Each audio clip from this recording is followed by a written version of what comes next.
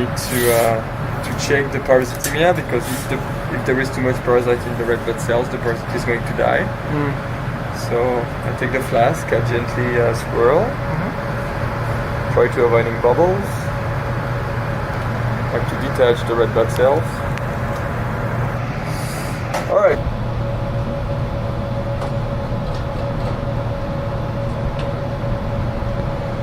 So I tilt it, try to avoid to touch the rim. Now tape it inside. Okay.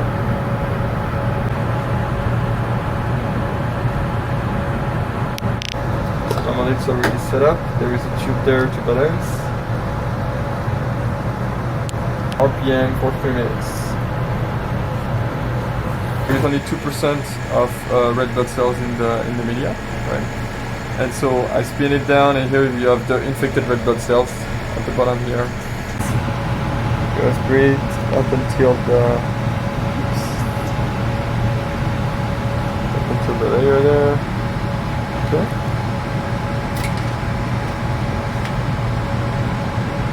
Then you mix a bit.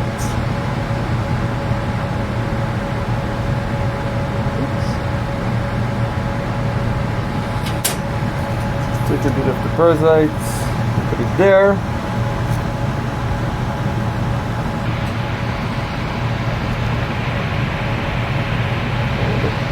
Make a smear. There.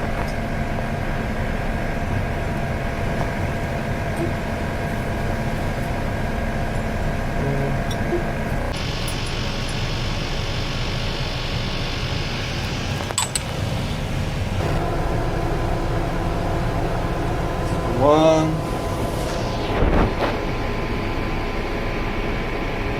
The goal is to put gibbs everywhere.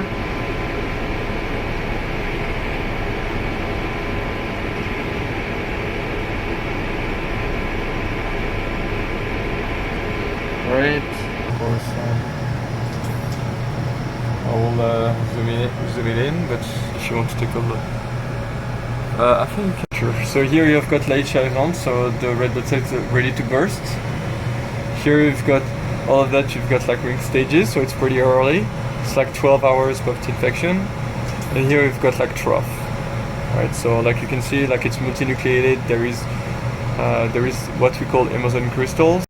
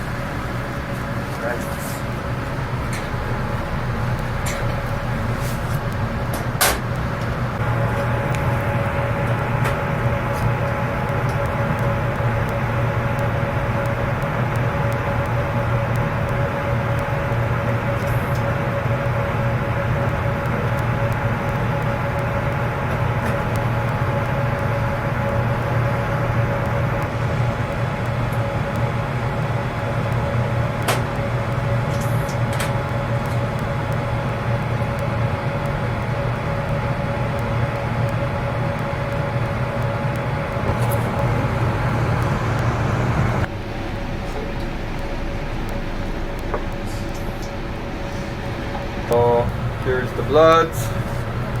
Cool. Here you have the plasma. At the interface here you have the buffy coat layer, which is white blood cells, and there you have the RBCs.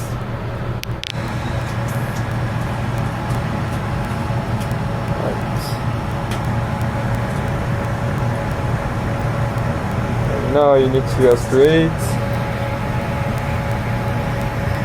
and you want to aspirate the buffy coat.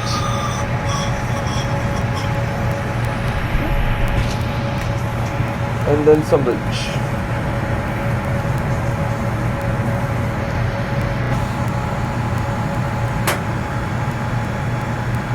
Got it.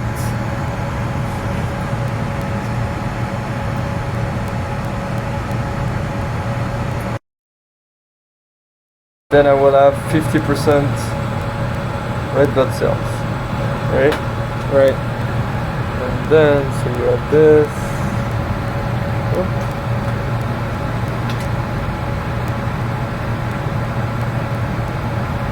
Right.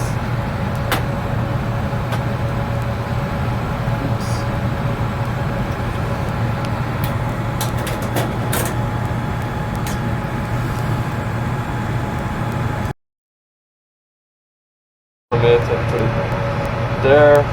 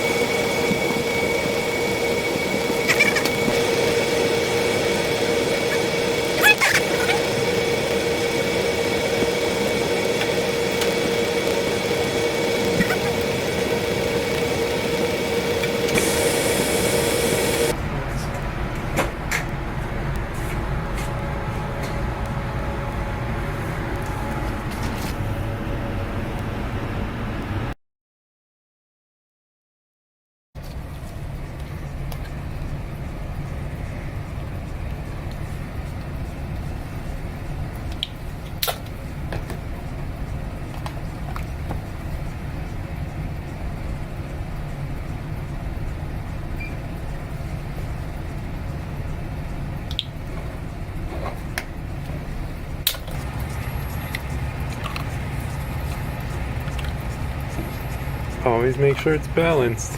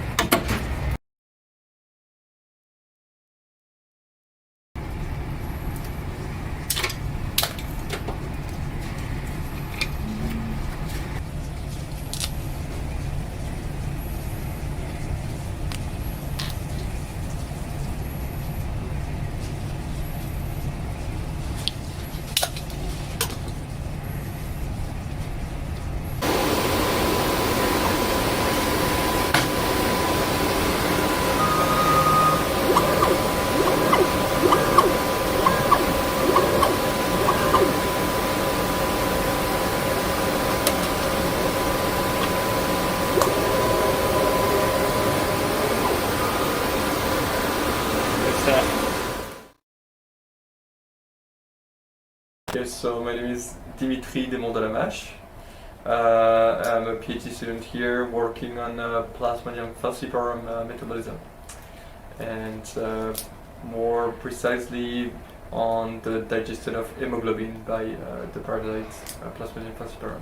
So if you work with prokaryotes and someone, or like you have someone didn't clean the bench properly, or you have some leaking or whatever, you might create this space, especially like with cells that can be infected by the bacteria. You can have this very big spread and contamination, and then it's gonna skew the data, and you might not know why, because when you do your experiments, normally you shouldn't test all the time against every possible bacteria or every possible pathogens, right? So maybe you will see something atypic and you'll be like, oh, there is a phenotype that's new that we never saw, but it's actually because there is this contamination that was there in the first place, and you didn't test for it because it shouldn't be there. So if you have separate rooms, it limits the risk contamination. Basically, to synchronize the parasite, we put sorbitol, which is a sugar, and it's gonna select, or actually only parasite at a certain stage can live in sorbitol. So the other ones are going to die. And this is specifically the ring stage parasites. And so this is very important because metabolism evolves during the life cycle of the parasite. So basically, if you have asynchronous parasites, you might have tons and tons of various metabolites that are not necessarily important to you, right? And especially for me, I'm studying the parasite at like how the parasite digests hemoglobin, and the digestion of hemoglobin is going to be achieved, or like hemoglobin is going to be digested at 80% at the end of the life cycle. So if I have all the parasites at that are synchronous, I know that at this specific time point, most of the hemoglobin will be digested, and so I would have also a better signal, right? So yes, you want to avoid to have like too many metabolites that are due to life cycles that you might not necessarily to life stages that you might not necessarily care about, and also it's to increase the signals at the specific stages